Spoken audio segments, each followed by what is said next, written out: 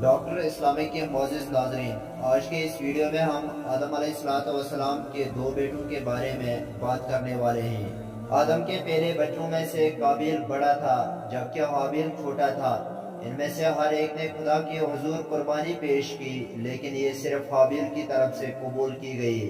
کیونکہ بعد میں اس کے صالح رویہ اور اس کے خدا پر یقین اور پختہ یقین تھا۔ ان کی قربانی پیش کرنے کے بعد قابیل شریر بھائی نے حسد کی وجہ سے حابیل کو طعنہ دیا اور اس سے بتایا کہ وہ اسے ضرور مار ڈالے گا۔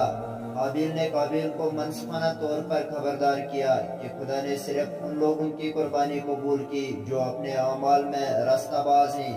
اس نے آگے چل کر قابیل کو بتایا کہ اگر قابیل نے واقعتاً اس سے قتل کرنے کی کوشش کی ہے تو حابیل جوابی کارروائی نہیں کرے گا اور اس سے قتل نہیں کرے گا، کیونکہ